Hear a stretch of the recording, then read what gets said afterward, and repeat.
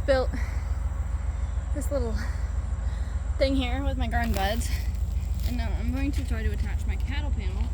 I have these stainless steel, really nice zip ties, and I'm going to attempt to get them to stay with these, so fingers crossed.